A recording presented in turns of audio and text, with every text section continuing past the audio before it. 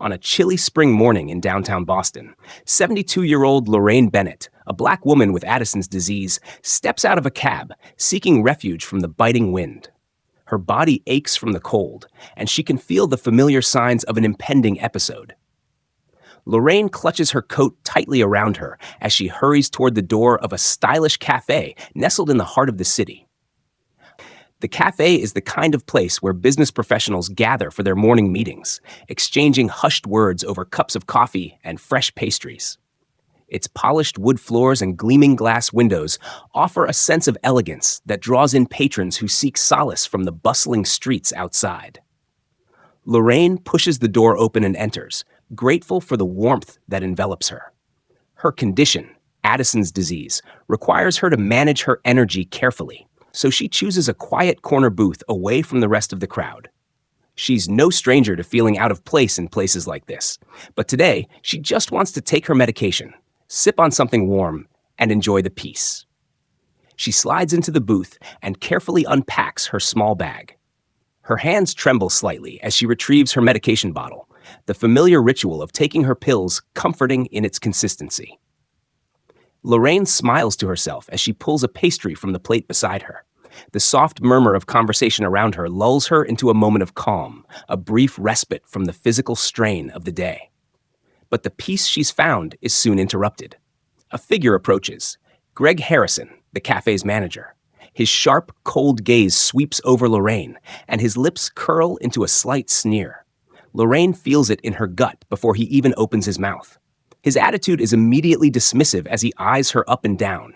He questions her presence in the cafe with a condescending tone, his words laced with judgment. "What are you doing here?" he sneers. "This place isn't for people like you." Lorraine is momentarily taken aback. His implication is clear. He doesn't think she belongs here. She holds his gaze, but says nothing at first. Instead, she continues with her task, slowly taking her medication, feeling the weight of his scrutiny on her. But when he mocks her appearance, calling her too old and out of place, Lorraine can feel her temper beginning to flare. She knows she has every right to be here. She deserves the same respect as anyone else. "Is there a problem with my order?" Lorraine asks quietly, hoping to diffuse the situation without confrontation. But Greg is relentless. He mutters something about her special requests for a warm towel, and then, with a tone that cuts through the air, he adds, "What do you think you're doing here? Asking for towels? And ordering pastries? Do you think you're one of us?" Lorraine's face hardens. She doesn't let his cruel words rattle her, but she knows she can't let him treat her like this. Greg's presence becomes a shadow that looms over Lorraine, as his disdainful gaze never wavers. He steps even closer now, leaning in with a kind of arrogance that makes her skin crawl.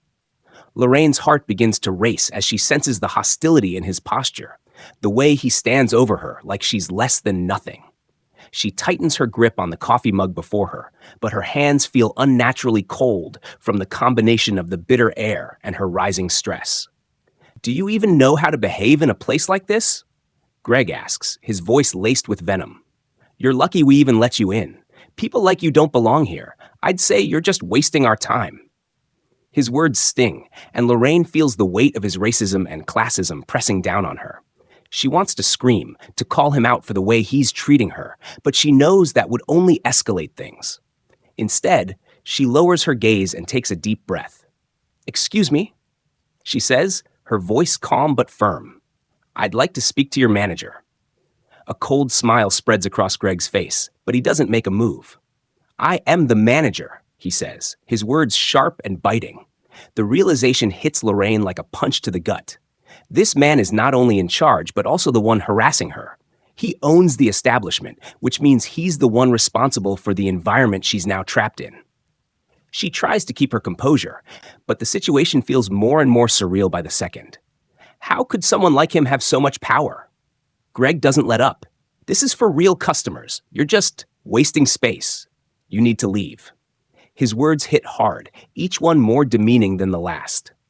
Lorraine doesn't want to fight, doesn't want to make a scene, but something inside her snaps. She stands her ground and locks eyes with him, her voice steady but unyielding. "I have just as much right to be here as anyone else." Greg scoffs and dismisses her.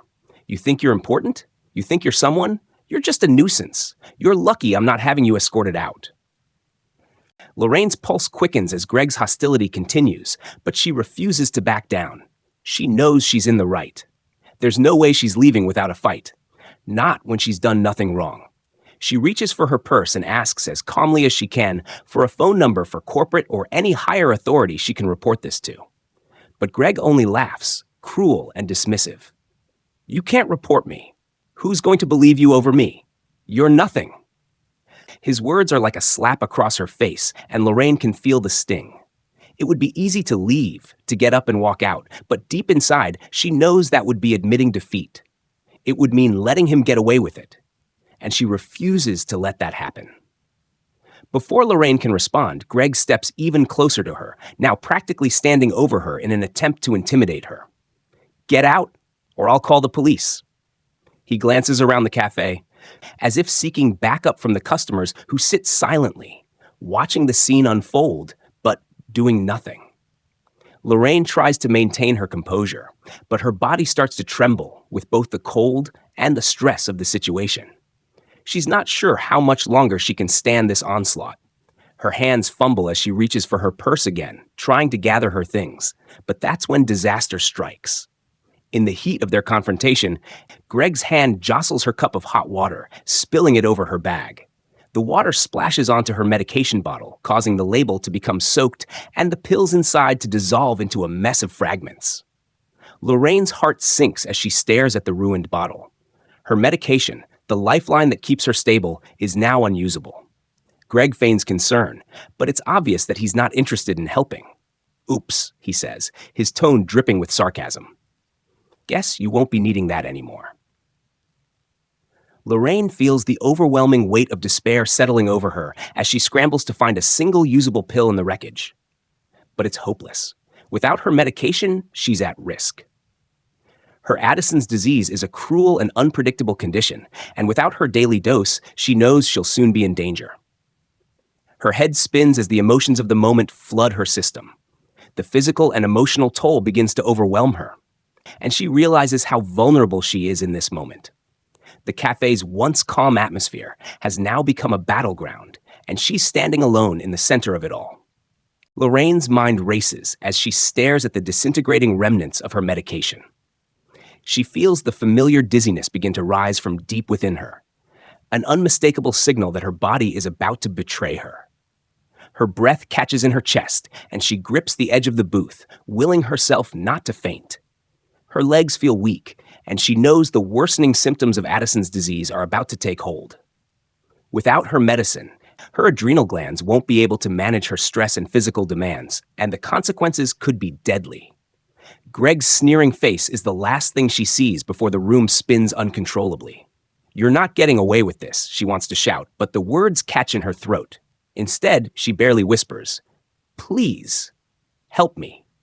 Greg, feigning concern, approaches her with a feigned sympathetic look on his face. Oh no, looks like you're in trouble now, huh? His tone is anything but empathetic, but Lorraine can barely process his words. He steps closer and, without warning, grabs the edge of the table and shoves it against her side. Get up, he demands. You're causing a scene. You don't belong here. His shove knocks Lorraine's weak body off balance. Before she can regain her footing, she stumbles and collapses to the floor, a sharp pain shooting through her side as she hits the cold tile. The onlookers, mostly well-dressed professionals, look on with discomfort but do nothing. There are no offers of help, no kind words, just hushed murmurs in the air as the cafe grows colder with each passing moment. Lorraine groans softly, struggling to move as her body rebels against her. The tears she's been holding back finally fall, not from the physical pain, but from the crushing realization that she is entirely alone.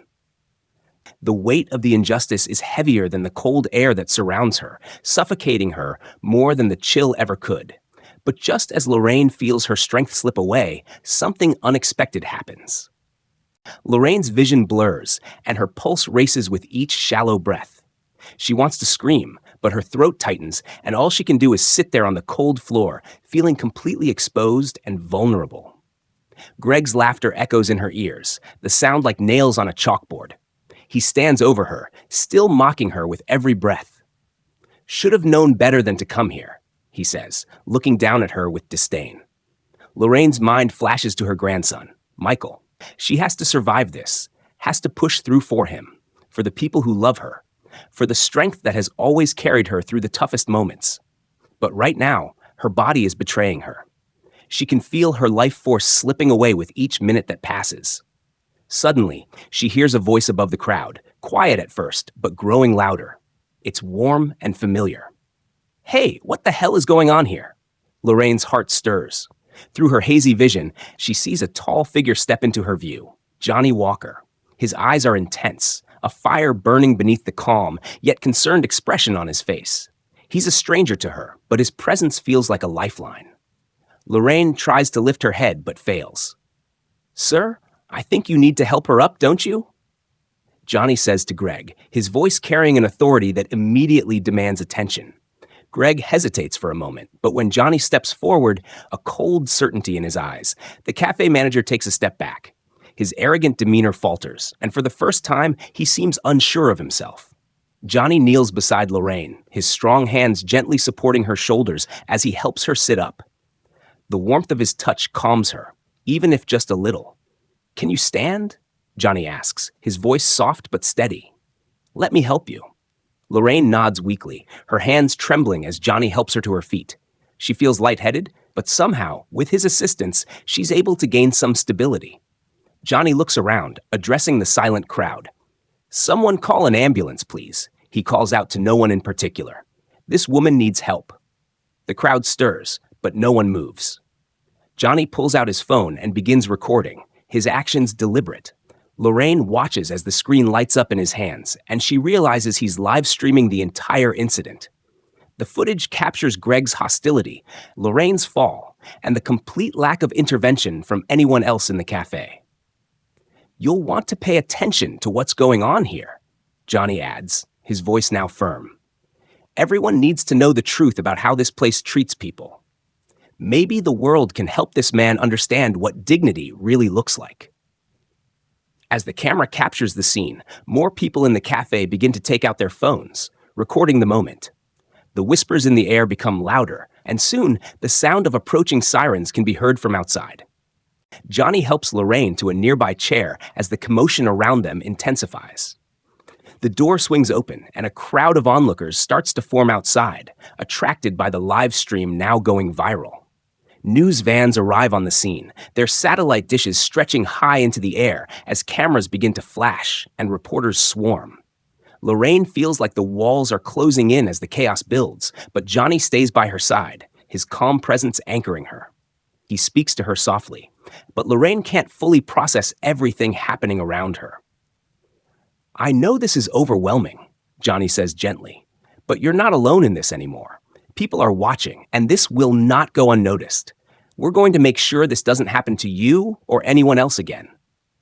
Lorraine looks up at him, barely able to believe the kindness in his words. She feels both grateful and shaken by the sudden turn of events, but there's a flicker of hope in her heart that hadn't been there before. You're a stranger, she murmurs, her voice barely audible, but her gratitude is clear. Why are you helping me? Johnny gives her a soft, reassuring smile. Because it's the right thing to do. We all deserve to be treated with respect, and no one should have to go through what you just did. In the midst of the uproar, the paramedics finally arrive. They assess Lorraine's condition, helping her into an ambulance. Johnny remains by her side, his hand gently holding hers as they prepare to leave the scene. The last thing Lorraine sees before the doors close is the chaos unfolding in the cafe behind them. The glimmer of justice slowly taking shape. You're going to be okay, Johnny says as the ambulance starts to pull away, heading toward safety. Lorraine closes her eyes, allowing herself to relax for the first time that day.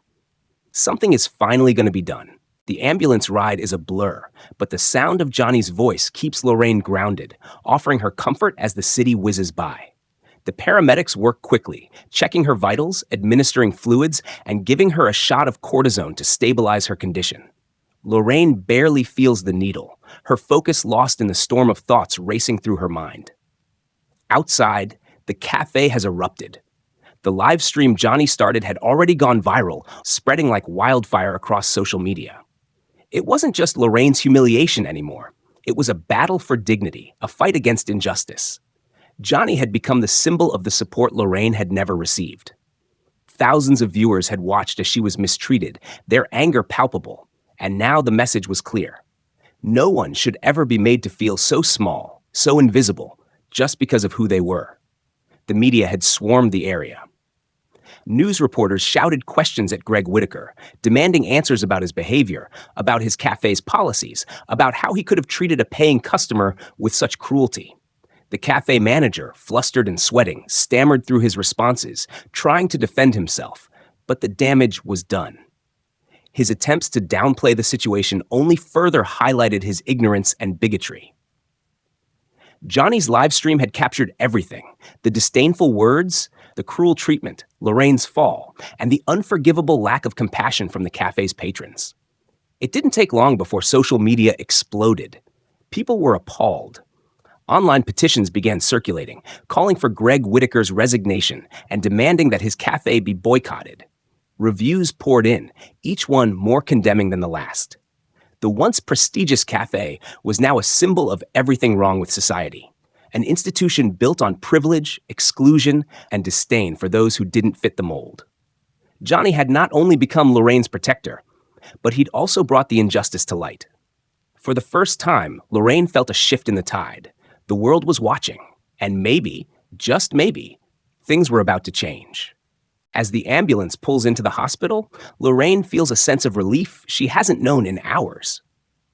The chaos from the cafe is behind her, replaced with the sterile calm of the emergency room. She's settled into a bed, her vitals monitored, fluids administered, and her medication adjusted to stabilize her condition. Johnny had insisted on accompanying her to the hospital, though he knew he was drawing attention with his presence. Cameras were still flashing outside, but Johnny's focus never wavered from Lorraine. "I'll stay here as long as you need me," he said, his voice soft but firm. "You're not alone anymore." Lorraine couldn't believe it. She had just been a woman, struggling with her health, facing ridicule and rejection in a place she thought would offer her peace. Now she was a woman whose story had been seen and heard by thousands, and who, in her darkest moment, had found a stranger willing to stand by her side and fight for her. Johnny's words linger in her mind as they sit in the quiet hospital room, the soft hum of machines providing a strange kind of comfort. He speaks about how his mother, whom he lost to illness years ago, had endured her own share of discrimination. It was then that Lorraine understood that Johnny wasn't just a famous actor or a man of wealth. He was someone who understood struggle, who knew what it was like to fight for dignity in a world that often turned a blind eye. "You know, my mom taught me a lot about strength," Johnny said, looking out the window. "She didn't let people's opinions define her. And I see that same strength in you." Lorraine listens intently, feeling the weight of his words sink in. She's always fought for survival, but now, for the first time, she's fighting for something else: justice. She doesn't want this moment to be forgotten, this humiliation to be brushed aside as just another story. She wants it to mean something. Something that could change not just her life, but the lives of others who would come after her. "I didn't know people cared," Lorraine murmurs, still in disbelief. Johnny smiles warmly, turning to her. "People do care. You just needed to be seen." The air in the room feels lighter, and Lorraine's resolve grows. For the first time in years, she feels like she can truly make a difference. And with Johnny's unwavering support, she knows she won't have to face it alone. As the evening draws on, Johnny remains by Lorraine's side, sharing stories of his mother, his childhood, and the lessons he's learned over the years. Lorraine opens up about her own life, the struggles she's faced as a Black woman with Addison's disease, the times she's had to fight just to be seen, just to be treated with basic respect. She talks about Michael, her grandson, and how he's the light of her life. He's all she has left, and she knows she has to be strong for him. She can't let the world break her down. Johnny listens with rapt attention, offering no judgments, no interruptions, just an open heart. He knows the feeling of being marginalized, of having your worth questioned. The weight of society's prejudice has weighed heavily on both of them in different ways, but it's the shared understanding that binds them now. Two people from vastly different worlds, connected by their shared humanity. I want to tell Michael about today, Lorraine says quietly. But I don't know how he'll react. He's just a kid, and I don't want him to feel like the world is against him. But it's hard to keep pretending everything's okay when I see this. Johnny looks thoughtful, then nods. It's hard, Lorraine, but he'll learn from you. He'll learn that standing up for what's right doesn't always come easy, but it's always worth it. Lorraine is silent for a moment, reflecting on the truth of his words. She can't protect Michael from the world's injustices, but she can teach him how to navigate them. She can show him how to keep his dignity intact, no matter how hard the fight may be. As the night deepens and the world outside seems far away, Lorraine feels a sense of peace she hasn't felt in a long time. For the first time, she's not just surviving, she's living. And maybe, just maybe, she's starting to believe that everything might be okay. The next morning, after a night of rest, Lorraine is finally cleared to leave the hospital. Johnny is there, waiting for her in the lobby, ready to take her wherever she needs to go. The media has already begun to dissipate, but the ripple effects of the previous night are far from over. Lorraine has become a symbol, a face of resistance against the cruelty that people like Greg Whitaker so easily perpetuate. As they drive to Lorraine's apartment, Johnny asks if there's anyone she'd like him to call. Lorraine thinks of Michael, her grandson, who will be eagerly awaiting her return. She knows he'll be full of questions. He's always been curious about the world and its complexities, and today will be no different. She takes a deep breath, ready to face the conversation that awaits. When they finally arrive, Michael is already waiting at the door. He's a tall, lanky teenager now, but his eyes still carry the same light that had always made Lorraine proud. He freezes when he sees Johnny standing beside her, his mouth agape. Who is this, Grandma? Michael asks, a mixture of awe and confusion in his voice. Lorraine smiles softly, her heart swelling with affection for the boy she's raised. She steps forward, pulling him into a hug before answering. This is Johnny Walker, sweetheart. He helped me today. Michael's eyes widen even further. The actor from the movies? Johnny chuckles and holds out his hand. The very same. Nice to meet you, Michael. They exchange pleasantries, but Lorraine can see the wheels turning in Michael's head. He's trying to understand just how this stranger became so important to their lives. As they sit down together, Lorraine recounts the events of the previous day. She tells Michael everything, the cruelty of Greg Whitaker, the live stream, and how Johnny had been her rock through it all. She talks about how, despite the hatred she faced, she knew she'd never stop fighting for what was right. Michael listens intently, his expression shifting from disbelief to admiration. When she finishes, he gives her a tight hug. You're so strong, Grandma, he whispers. I want to be like you. Lorraine smiles, feeling a tear slip down her cheek. You already are.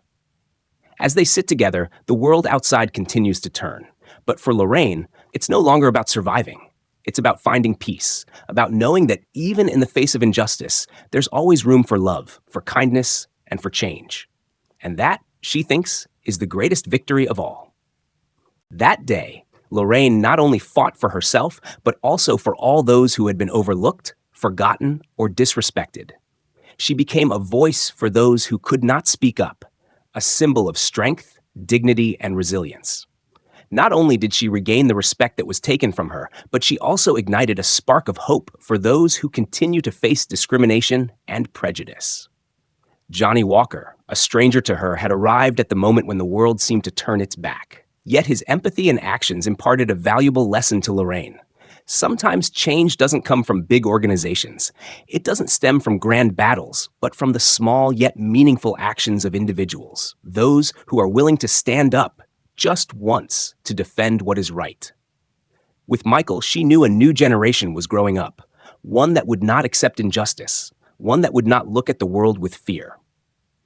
He would understand that true strength is not just about facing challenges, but about standing firm in all circumstances, holding on to the good values even when life is at its harshest.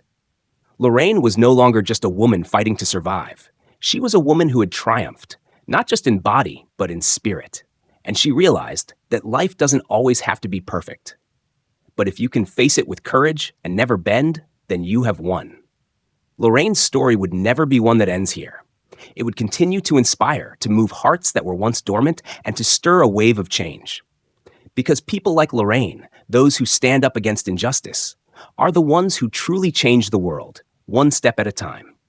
And life, though at times unjust and full of challenges, will always have a light, like Johnny, like Michael, and like Lorraine herself, offering hope for those who dare dream of a fairer, kinder world. Thank you so much for staying with us through Lorraine's incredible journey. We hope her story has touched your heart and inspired you as much as it has inspired us. The power of kindness, resilience, and standing up for what's right is a message we can all carry forward. If you enjoyed the story, don't forget to like the video and subscribe to our channel for more powerful and meaningful content. Your support means the world to us, and it helps us continue sharing these stories that need to be heard. Also, feel free to leave a comment and share your thoughts or experiences. Let's keep the conversation going. Remember, every act of kindness, no matter how small, can make a big difference. Thanks again for watching, and we look forward to sharing more with you soon.